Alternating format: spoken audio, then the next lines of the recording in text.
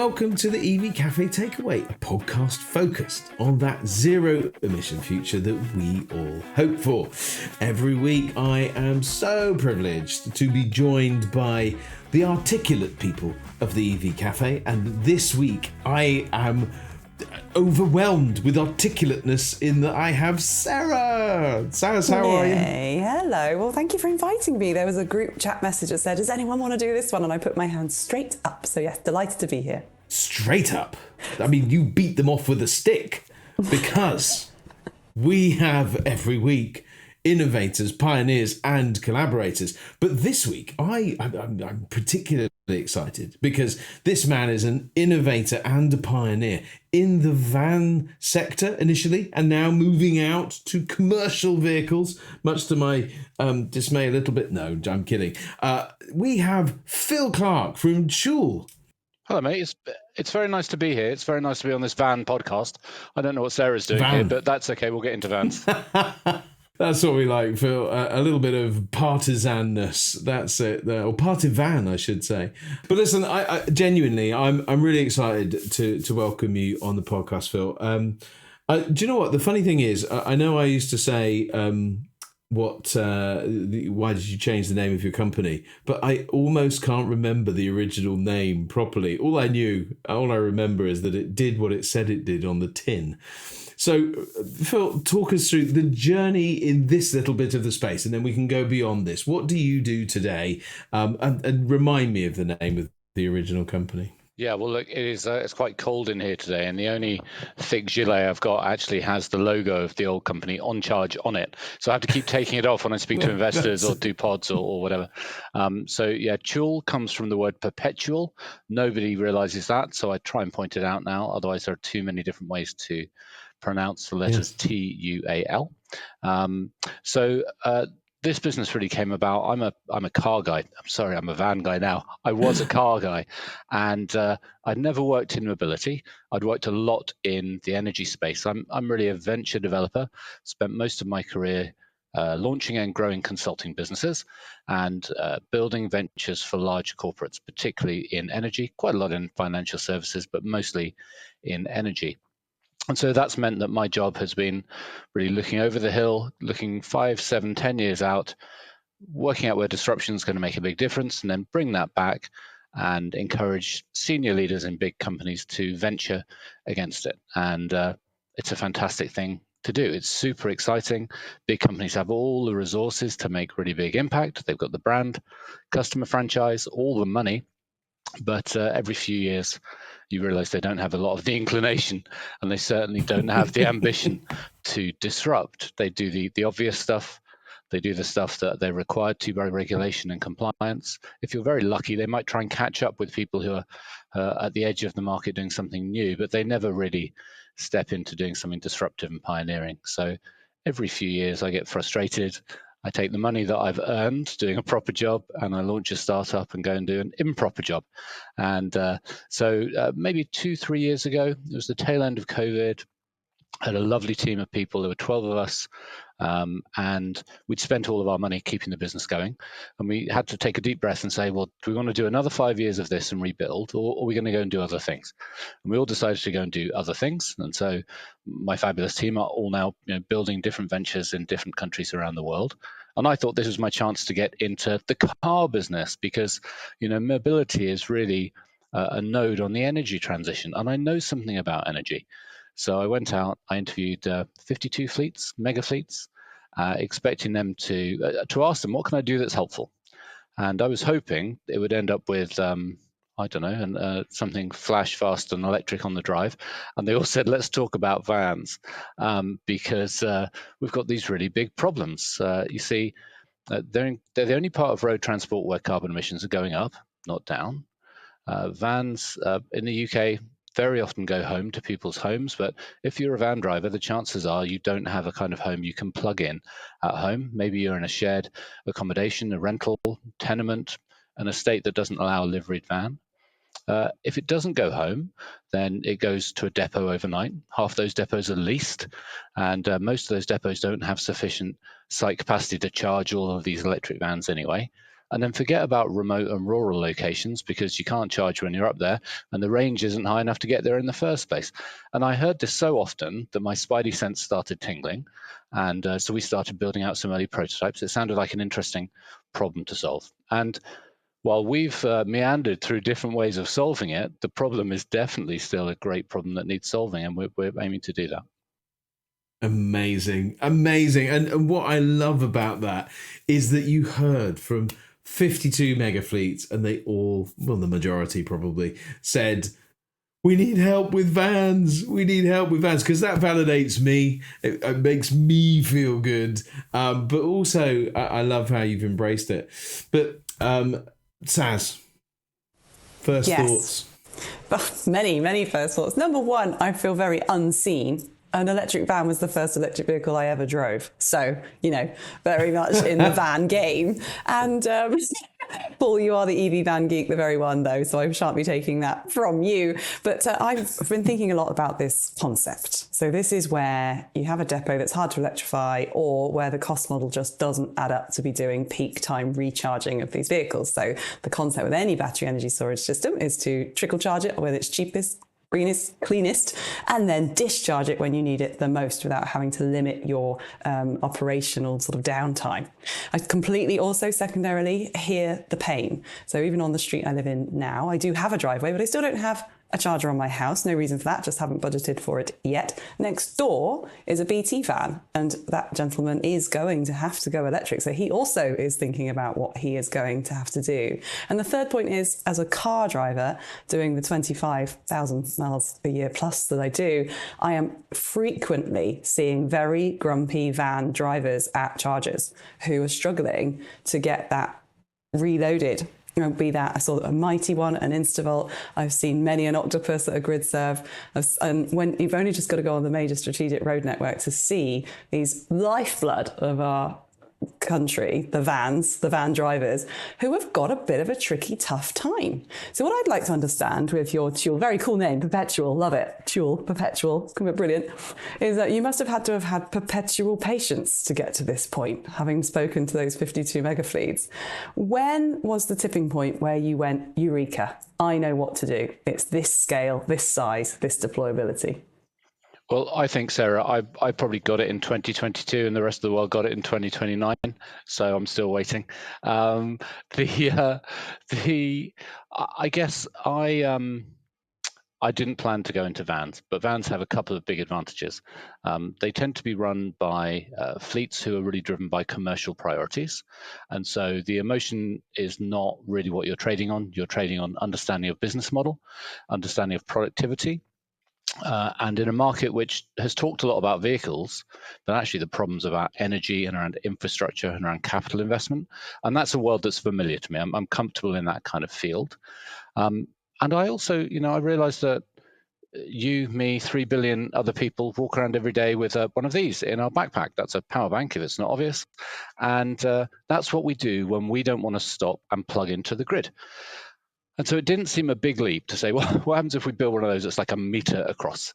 Can we build a power bank which can go into the back of a van, and vans are helpfully box shaped? Can we build one that can go in and that can allow you to take your charge with you?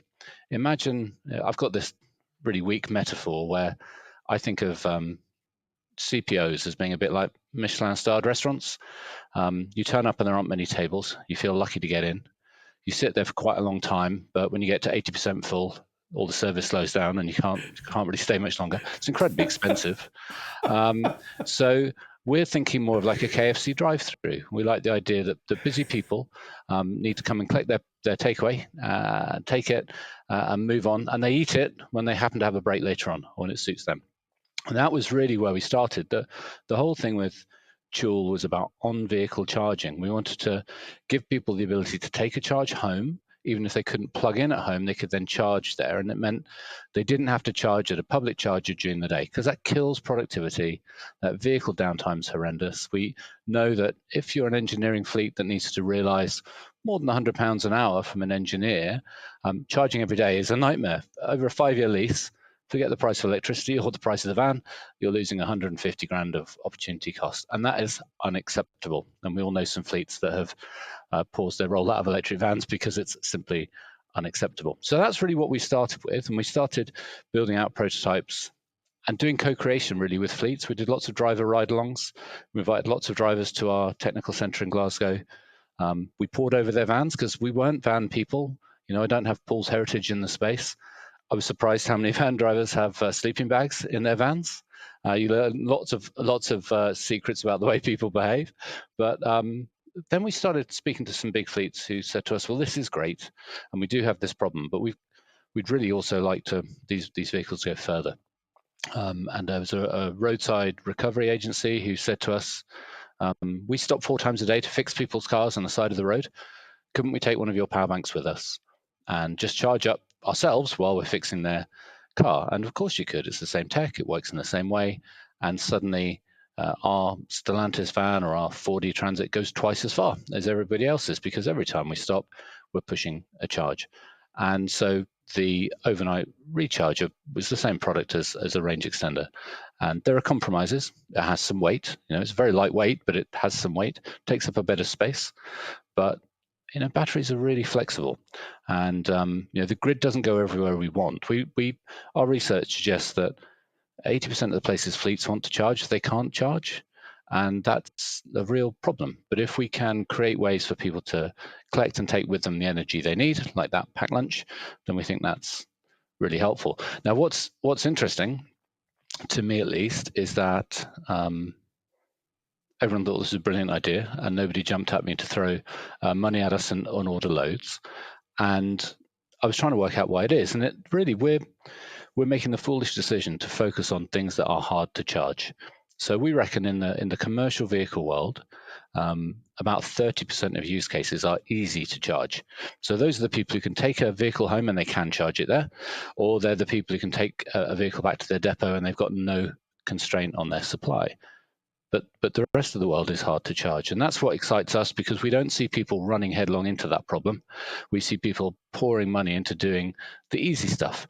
And that makes good sense as an entrepreneur, because entrepreneurship's about, buy cheap, sell more expensive.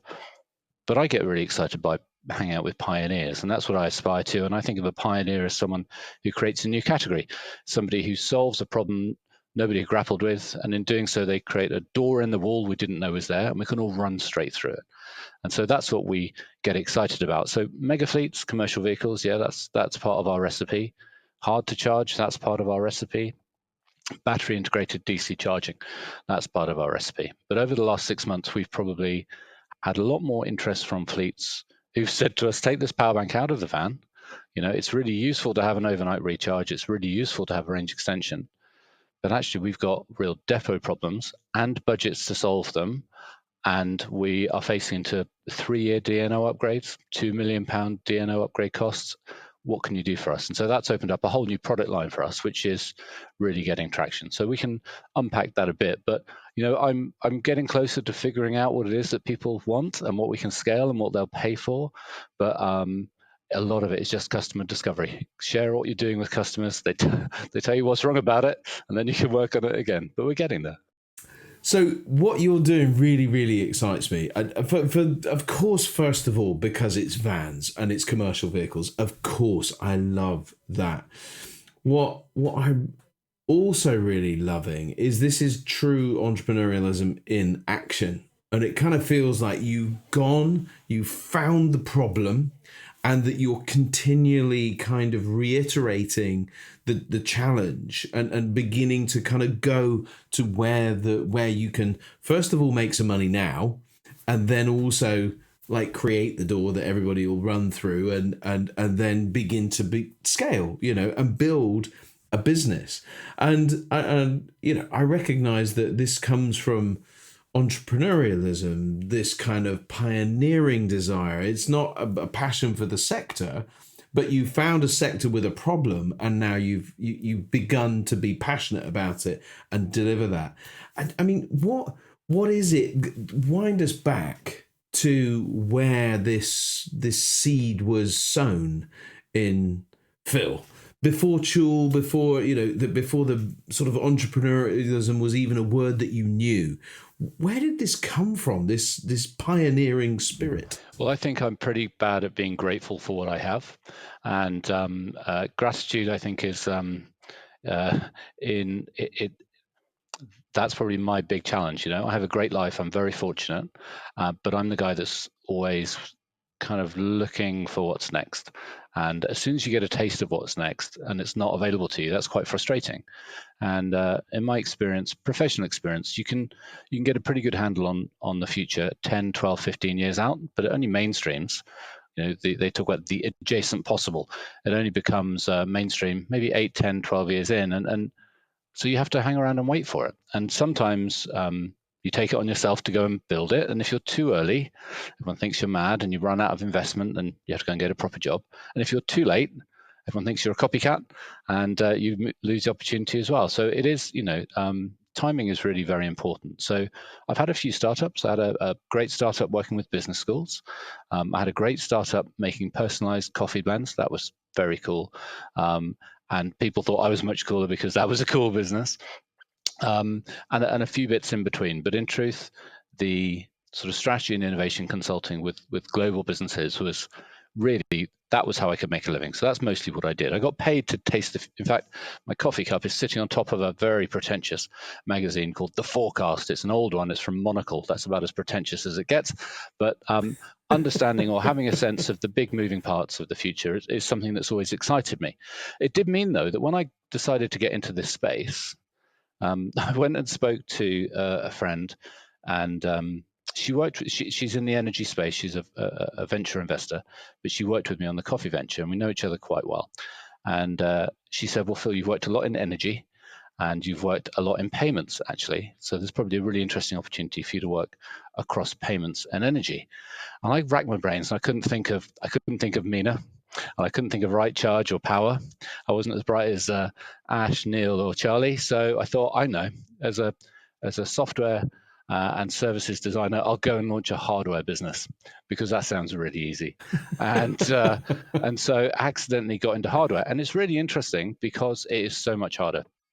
When you're doing stuff in the service space, you can change things every day. You can put them into overnight testing with customers. You can test and learn very quickly. Your costs of getting stuff wrong are low. You've got a bright idea, execute it, see what happens. When you're in the hardware space, you've got things like global supply chains. You've got real complex regulatory obligations. You've got super high voltage stuff that can fry your brain if you're not careful. And as a non-engineer who's probably a little bit cocky about his own abilities, that's not necessarily a good combination. But I'm fortunate enough to have found some really good friends to go on that journey with.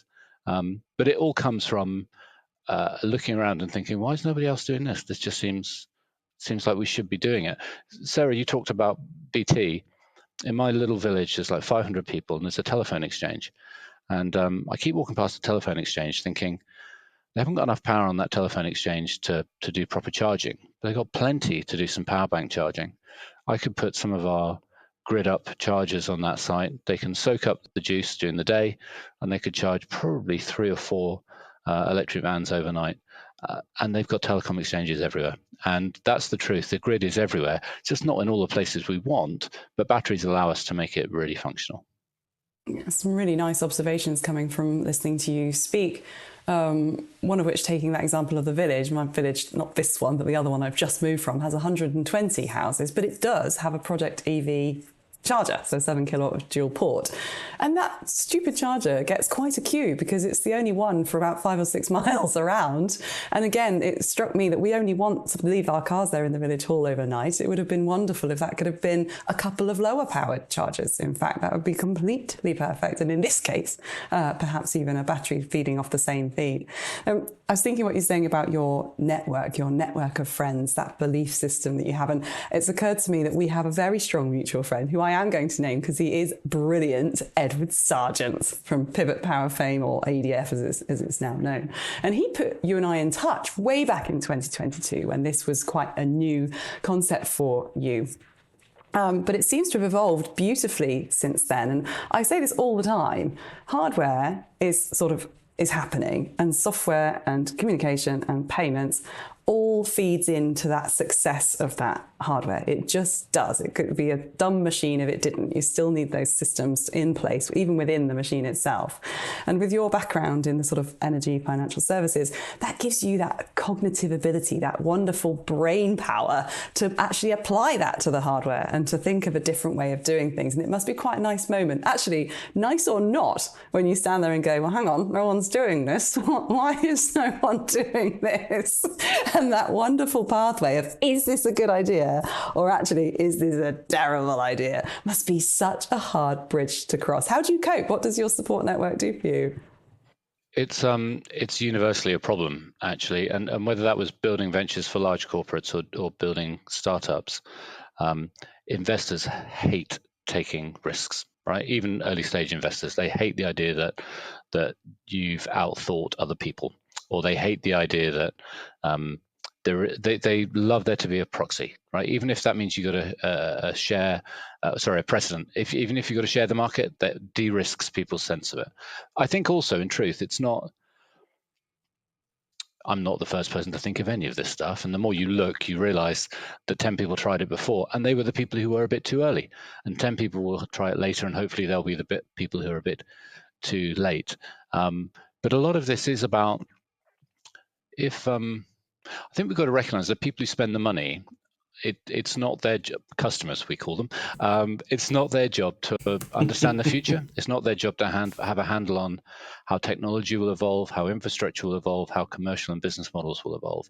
They've got their own hands full doing stuff that they need to execute against this year so they can meet their targets and achieve their goals in their businesses. And so the rest of us who are trying to disrupt and do new things, we've got to have a pretty good handle on how these different aspects of the future market are going to evolve. And that means you've got to be really good, or at least sensitive, to picking up the signals, the weak signals of change. The truth is there's loads of signals, and working out which are going to be significant and which aren't is tricky. I had a lovely breakfast with a guy called Michael Granoff, who runs an Israeli venture capital firm called Manif Mobility.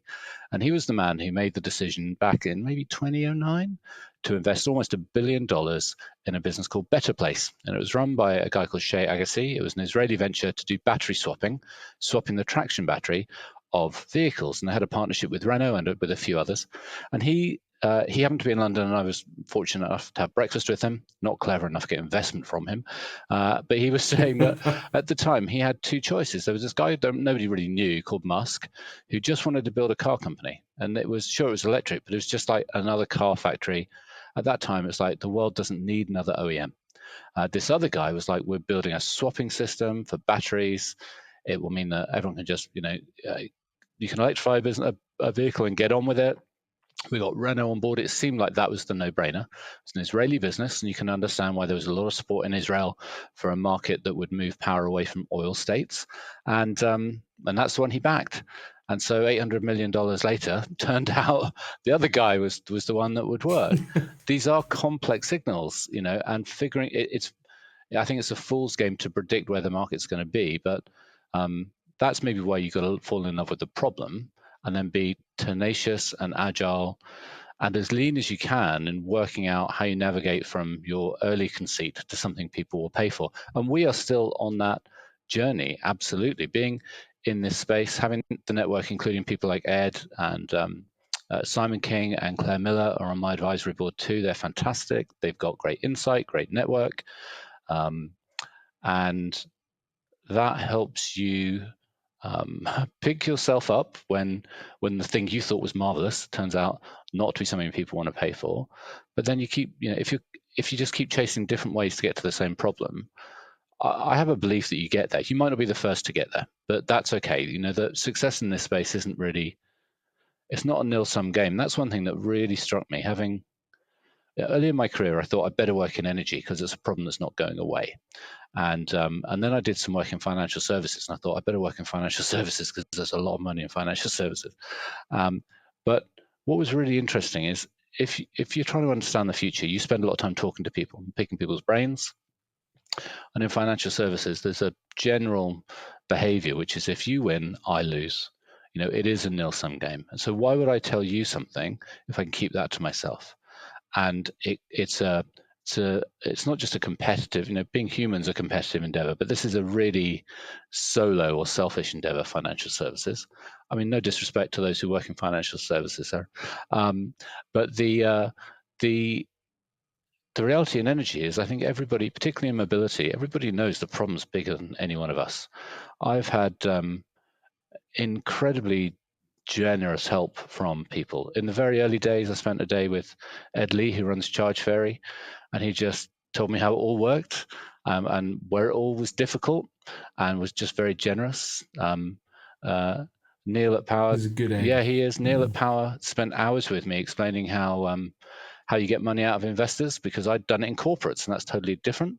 That was really generous of him. And there is a genuine, I think, openness, helpfulness, camaraderie, which is fantastic when all you know is you don't know very much. And that's certainly been my experience. I mean, it's that collaborator piece, isn't it? We like innovators, pioneers, and collaborators, and even better when it's all wrapped up into one. And from your perspective, you're definitely that. You're all three, because I know that you're generous. I know that you reach out. I know that you communicate your plans and ideas and look for it. But being a little bit geeky, it's always nice to know a little bit about the actual product. So I know that you started off with something like a 25 kilowatt hour printer, I'm going to call it, because that's what it looked like to me in the back of the Peugeot e-Expert. But where's it gone from there? What is it? Because I know it's gone through some iterations. You went to a 50 kilowatt in the back of the Transit with the talk us just through some of the actual things that your kit does. How heavy is it? What's the energy density?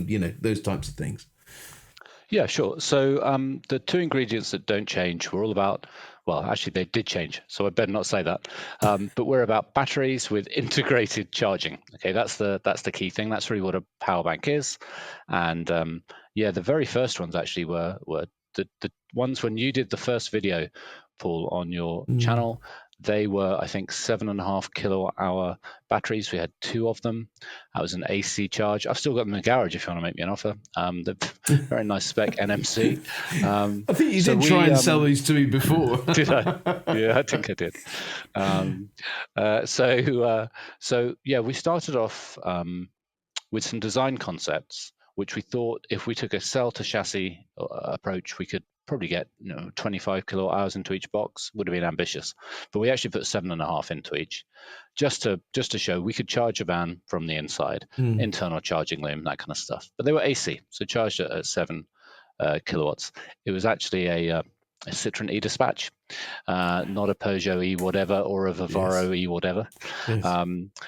But that was great. We then moved, as you rightly say, to a bigger printer box. That was some work that we were doing with Ollie, Paul, and the team at DPD. We built that was 45 kilowatt hours, big old NMC battery. Again, though, AC charging, and we ran an interesting trial with them last year in Bicester. 4 vans over 4 weeks. Drivers were delighted because there were real charging problems around Bicester. There's just not enough charging, and depot charging's constrained there. It's not really a model for lots of logistics companies. And so we learned a lot. That was really about us working out whether the principle of a recharging power bank in a van, does it fit with multi-drop operations? Can you make it work? And it worked really well. But what didn't work so well was we were losing probably about 15% of the energy on the round trip. Comes out of the grid as AC, goes into our battery as DC, comes out of our battery into an AC converter into the van, and back into DC in the van's battery. It's just madness. So we realized we had to move to DC. We really needed to move to high voltage. We needed to change our form factor. That big box took up a lot of floor space, which is okay if you're taking it home in an empty parcel delivery van. It's no good if you're a telecoms engineer or a utility provider. And so our next version of the product, which we worked on quite a lot with a couple of fleets and people like Ford Pro, it's essentially a power wall. It's a meter by meter box. It's about 25 centimeters across. It mounts into a steel and aluminium bracket that goes around. It goes into the B pillar of the vehicle. So we hold it in a very secure steel box right up towards the bulkhead. It's out of the way of all of your racking and all of your stuff in the back. Uses up about 4% of the space if you're in an E-Transit, and depending on the size, it's 140 or 280 kilograms. It's internally wired, so it's a DC charger. We use CCS, and part of our special sauce is that we effectively create a fitting kit for upfitters, so they can fit the volt, the brackets, and the internal loom. Has a nice, very clever splitter box that splits power and comms, and it means the vehicle can still rock up and charge at a fast charger anywhere, no problem, or it can charge itself from the inside and it never gets confused. Vehicle stays in control, everything stays built to the specification the vehicle was built to, and we work really hard to make sure that everything we do is plug and play. So it's all OEM components, there's no splicing, it's a straightforward fit. And so specification wise, the on-vehicle packs are 30 or 60 kilowatt hours. They charge at 30 kilowatts. Which is more than some people need, but the clever bit really is in the rule setting. So I can't use the phrase that somebody used to me about how to get rid of the foolish behaviors of some drivers, but the idea is that you can set different rules. If you're a multi-drop operator, you might set it to charge every time the ignition goes off. So if you jump out to deliver a parcel, it pushes a bit of charge. And we know that in a 10-hour day, we can push 60 kilowatt hours. No problem. We can double the range of the van. If you're a DSO or DNO and you need to drive your van to the top of a mountain to cut something down, you might want to hold on to that juice because you can use that power bank to drive your power tools. You're not going to tow a generator up there. And once you've done that, you can also recharge yourself to get back down the mountain. So you don't always want to be charging in a way which leaves it down to the driver, or charging in a way which dictates that you always want to put it into the van. There are other use cases that people want to use the power for. But that's the on-vehicle stuff. So that's 30 and 60 kilowatt hours. When we do our new grid up product, which is designed for either urban depots, so think again of a logistics hub in London or Glasgow or Birmingham, a lot of those cities are quite constrained for grid capacity. And so these grid up systems are in combinations of 64 kilowatt hours. So we go up to 512 kilowatt hours, and we charge essentially at 1C. So we charge from 60 kilowatts up to about 400 kilowatts if we needed to. Some people use those on urban depots. They don't want to have multi-million pound grid upgrades. They don't want to wait 2 or 3 years for that upgrade. They don't want a big civils project, especially if they don't own the site. No one's pouring money into sites that are leased from a wealthy landlord. So our solutions they're drop-in, they're plug and play. They're very light on their civils requirement. And so, we can turn up with a HIAB, drop it off. And what we find is that we can get 4 times as many vehicles through an urban hub by harvesting energy during the day and making it available overnight, compared to what you can do if you just have on-demand charging, which is how most charging works today. Now, in some circumstances, a big battery energy storage system would be more efficient. Go for it if that's right. For some, a big civils project makes a lot of sense, but there's quite a lot of people for whom a plug-and-play solution, civils light, low complexity, no operational change, and critically, ours is a hardware as a service model, so people don't have to put any capex in. They can pay for this over 5 years as OPEX. That's pretty attractive. What's more exciting, though, the stuff that's really exciting to me is the really remote stuff. It's not as lucrative because it's smaller, but we have a couple of customers, particularly in Scotland, who have lots of real estate, but that real estate has hardly any spare capacity. These are highlands and islands type sites. Maybe you're a lighthouse, maybe you're a wastewater works. And so these guys might have 10 amps, 20 amps, 30 amps. But if they're going to electrify their fleets, they need to be able to drive there and get a fast charge while they're there so they can get back home. And that's a perfect use case to be able to have a relatively small grid up charger. You soak up the juice, and when they turn up, they get a 60 or 120 kilowatt charge, and they can go home again. And there are loads of these sites all across North Wales, all across Scotland, because the grid doesn't go to those esoteric parts of our highlands and islands. And there's some really interesting things to be done. So we love doing stuff in cities with mega fleets, and we love doing stuff on remote rural sites too. And if people are committed to electrifying their fleets, you've got to do this stuff. I think it's really, it's interesting to me. There are quite a lot of government arm's length agencies who have, a target and an obligation to be all electric by 2027. It's really hard. If your fleet consists of a lot of D-Maxes driving over moors, then you know better than me, Paul, but there are limited solutions, although there will be some more.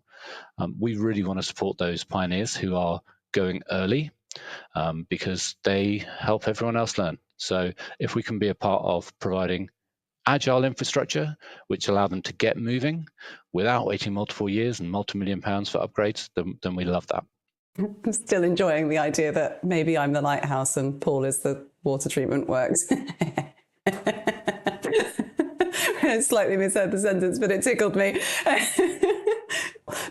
What you've done there is you've laid out beautifully the different applications for this hardware, and you've reminded me of an episode from Redefining Energy, which I'm sure you're a familiar patron. If you heard of that podcast, it's absolutely brilliant with Lawrence Sagalan and Gerard Reed, and they're both financial services investors who are very interested. Yes, okay. So I've spoken to Gerard before. Absolute yes, okay, I do legend. know. Yeah. But they had somebody on the show that had a kind of a scalable battery solution, a bit like this. And one of the things they kept saying about, which you've managed to answer for me, thank you, was the biggest issue was the portability. We get the application of the technology, but being able to move it around, if it gets too big, just becomes just as painful as the rest of the experience. So it sounds like you've absolutely hit the nail on the head. Now, you've mentioned some really fun industry names there. We've got Neil from Power, you've got Claire of Octopus before and consulting now, and you talked about where you live. And do you get much time for fun in all this mega braining that you do? What do you do that keeps you stress-free and entertained? Oh no, I'm no fun. No fun. Oh, for the avoidance of any doubt. I doubt that very much. Well, I'm lucky. We work at we have an engineering head office in Glasgow, and so I get to visit Glasgow, which is a great city. I'm based at Bicester Heritage, which is a fantastic sort of community, increasingly an EV community. And so, no, I spend a reasonable amount of my time plugged into working out how to make this business grow. In truth, that excites me. What do I do for fun? I don't know. I've got a young family, and so just staying alive is quite a low bar in life, isn't it? Let's just stay alive. Something of a challenge. Stay alive. I'm all about the hygiene factors. But the look, if I have spare selfish time, then actually it's still about cars. The reason I'm at Bicester Heritage is I went to a few of their scrambles, and I really enjoy that cars and coffee kind of thing. And I thought, what a great place this would be to work. Wouldn't it be fabulous to work here? And so when we sort of outgrew the home office, I thought, well, I'm gonna head up there. That is a really great community. And it is, I tell you what I've learned though. I mean, this is, my hobby is now my puppy. We got a puppy for my daughter, and it turns out it's my puppy. And what I didn't realize was, if you want new friends, get a puppy. Especially if you're a man of a certain age, and you want to meet women, which I don't, by the way. I'm very happily married. But if I wanted to, get a puppy, because women just walk up to you and introduce themselves because they want to talk to the puppy. Obviously, they don't want to talk to you. But it's amazing. I've made a lot of friends in having a puppy, and it also gives you an excuse to nose about other people's offices. And at Bicester, I can nose about other people's facilities and warehouses. So that's pretty good. But yeah, cars and dogs, that pretty much keeps me busy. Bicester Heritage is a truly brilliant site, and actually, so I am the electric van man, affectionately known as the very one, as Sara would say, and I actually get quite excited about the cars that are knocking about there, because they're just unusual. They're of the supercars, so, in the storage areas, there's the supercars. There's unusual vehicles all over the place. There is some super, super cool stuff. Old Bentleys and little mini things. And yeah, it just is one of those places. And it does get the juices flowing, doesn't it? But so we have a little tradition that here we go, look. For viewers at home, it says the Paul's got his wand EV out. Café. Yes, it says Team Magic Wand. So let's see what this is. Yes. There we go. It's the little Harry Potter-esque magic wand. Classic. I like it. Yes. So this was a gift from Benoit Laflamme. I think he gave us the gift so that we would mention his name every time It's working. we produced said magic wand. It is working, so we might have to stop it in the future. Free advertising. We don't do free advertising. But so it's all complete with lightning bolt for those of you that are not on YouTube. Do feel free to check up on YouTube. There it is, the magic wand. Phil, if we were to place that in your hand and we were to say, come on, what is the one thing that you would wish for, that you would make happen in your world, what would it be?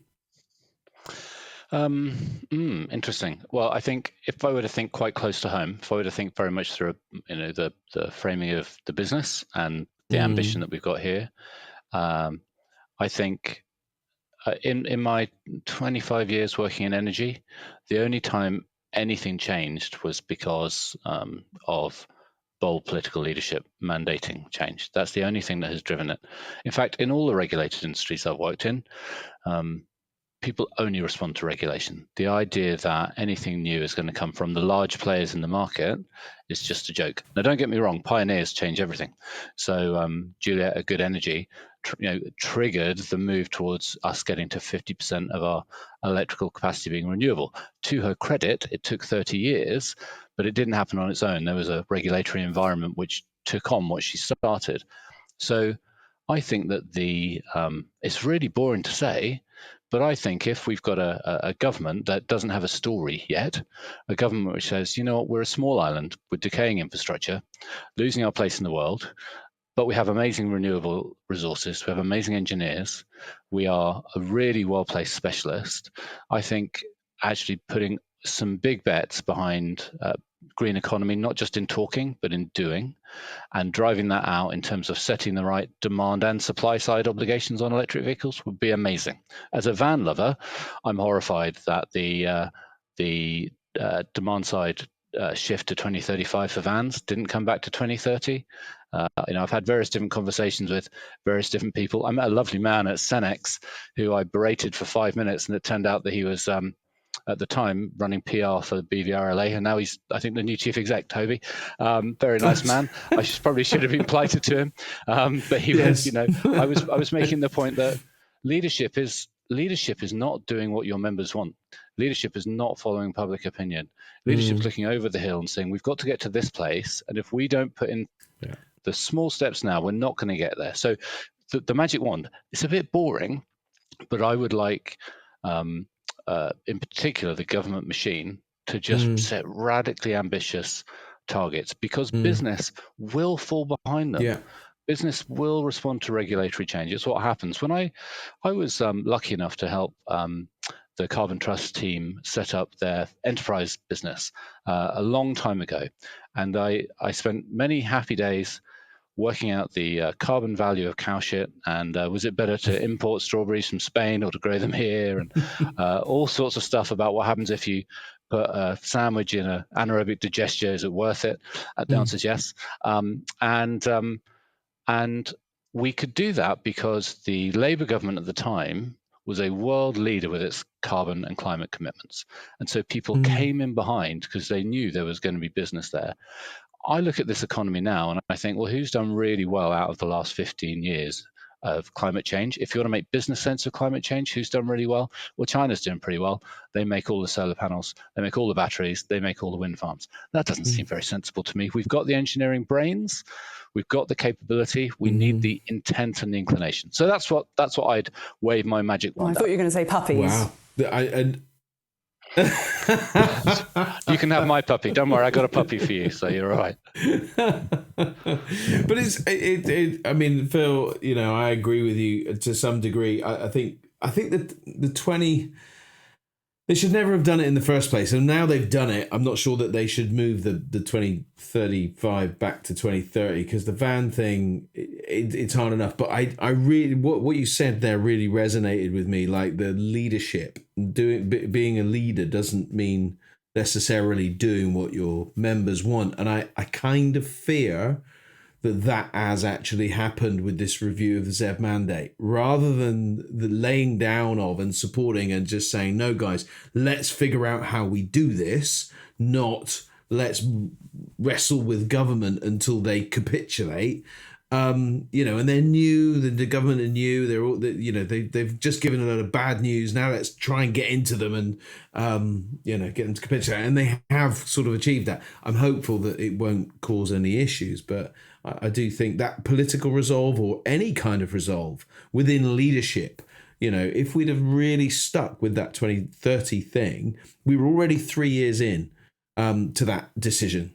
And, people are saying, oh, well, will people go backwards? Well, no, because we were 3 years in. They've made the changes. That's it. We're on this track now. Now they're just wanting to capitulate, sell a few more diesel and petrol engines, make a bit more money. We don't push the hard stuff a little bit further down the road, and that's what they're trying to do. But or save money because the penalties are too high, and possibly that is the case. I don't know. Or improve the demand side responses. Yeah, I think having supply side challenges, pushing all the pressure on OEMs without having demand side pull is massively problematic. Because what happens is you have loads of vehicles going at the top of the funnel and nobody wants them 3 years in. Prices of these vehicles are worth nothing. Lease companies are taking a bath. Residual values are terrible, which means the lease price goes up. You've just got what economists call market failure. And if there was demand side, again, businesses can get behind it. There's a very big utility fleet that I won't name because I'm very keen to have them as a customer. But on, I think it was, is there a World Day 2022? World EV Day. Well, there wasn't even that. It was just like a global world day. They're a big energy company. And they made a commitment that their whole fleet would be electric by 2025. They got a lot of electric vehicles. And it was on their website. It was on their website 3 months ago and then disappeared from their website. And it turns out their target is now 2030 if the vehicles are available and if it doesn't impact their productivity. And nobody cares. Nobody's looking. Nobody's holding them to account. Maybe they'd have done that anyway. But by taking the pressure or taking a foot off the gas on the demand side, suddenly people who are fighting inside businesses in medium, or some senior level, if suddenly the government says, oh, you know what, take 5 years more, suddenly they've lost all of their impetus. They've lost all of their weaponry to force their business to do the right thing. And so they won't. It's just taken all of that pressure off. And that's unnecessary, I think. There are enough. I know how hard it is for fleet managers. My sense is actually this is an energy and infrastructure problem. That's why we're trying to provide an energy and infrastructure solution. If you're a fleet manager juggling thousands of vehicles and vehicle movements, and you've got to handle all of the stress and reality of what you do day to day and an EV transition project, I think that's incredibly hard. I think that's actually an unreasonable ask on most of these people. Where I see sustainability teams getting involved and really driving the EV transition, I see it happening. I see that the senior leadership buy-in. I see taking it out of operation control and actually making it a strategic function. I think that can work. But it's you got to have the policy framework which gets behind these people and allows them to run forward at it. There are companies who have big commercial levers. If you're in logistics and fulfillment, then you've got to deliver zero emissions deliveries. Otherwise, you won't get the contracts from the retailers. But that's not true for every sector. So I'm a big fan for a regulatory environment which kind of gets behind and stands alongside sustainability leaders. Fantastic. Well, Saz, final thoughts, my lovely. Yes, indeed. I was thinking as you spoke, beautifully, by the way. I love listening to you present and speak. It feels to me like taking your point. if government had an unapologetic laser focus on that, as you called it, over the hill view, so a far away view, then we're probably going to meet somewhere in the middle. And companies like yours who have had the guts and gumption and support to put together this kind of deployable technology that plugs that energy gap, that can be a wonderful gift to someone who was a fleet manager, who knew exactly what they had to do. But I often say fleet managers are now energy managers and car park managers and HR managers and expenses experts. Since when? Since when was that acceptable?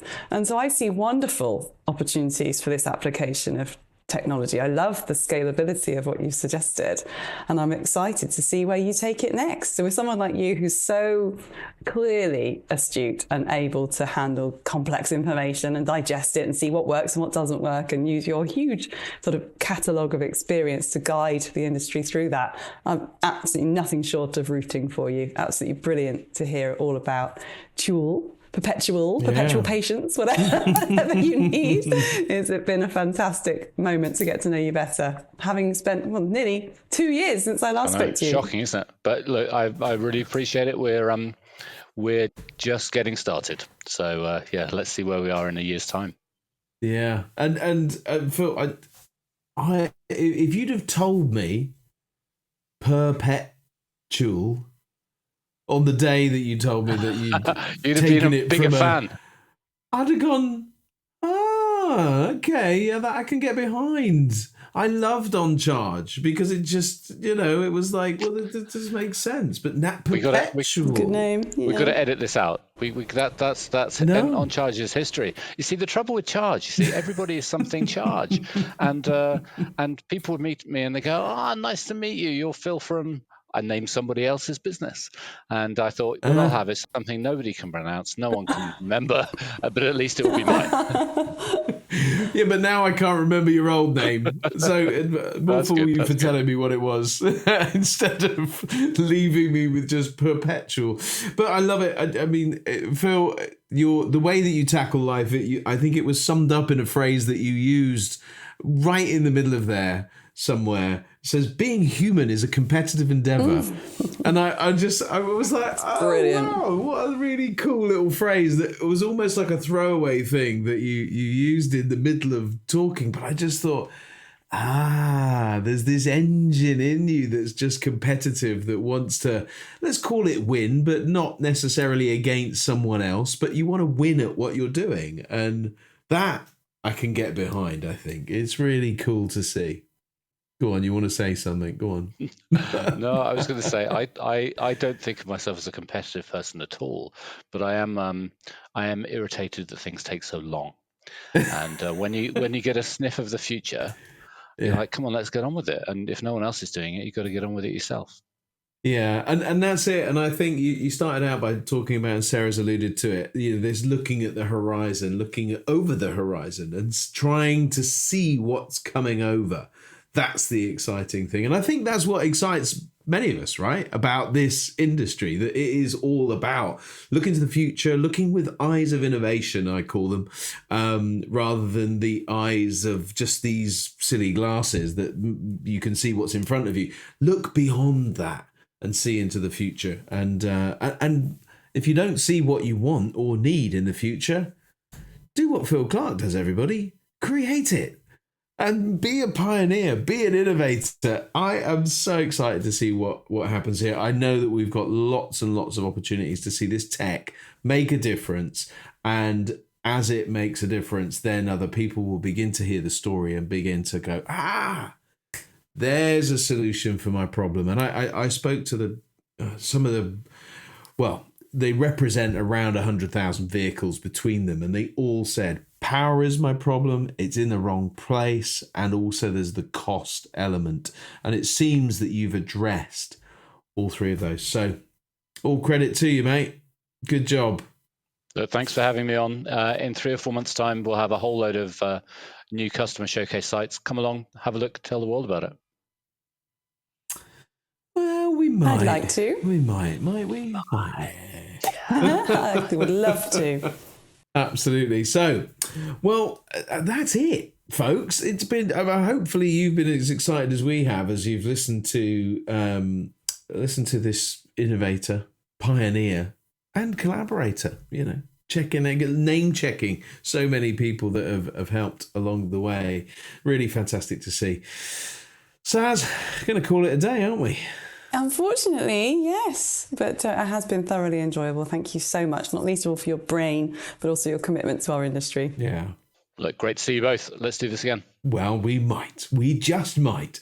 Thank you, Phil Clarke. And TUAL, of course. Go and Google TUAL. Go check them out. There'll be a link in the description for the company. You'll be able to see everything on their website. Connect with Phil on LinkedIn, of course. Philip Clarke with an E. And do connect up with him and watch this space as this all comes to life. And of course, yes, there are lots of other podcasts that you can check. We're quickly approaching 100 podcasts. We've got a very special guest for our 100th in the not too distant future. And we're just looking forward. Well, we're actually recording this just before Christmas. I wasn't allowed to put my Christmas thing on there, but anyway, there we go. We're all off for a mince pie and a glass of brandy or some such, and have a lovely day, everybody, and check out all of the wonderful stuff over on evcafe.org, or connect with us on LinkedIn or YouTube, of course. So that's it. We're gone. Have a great day, everybody.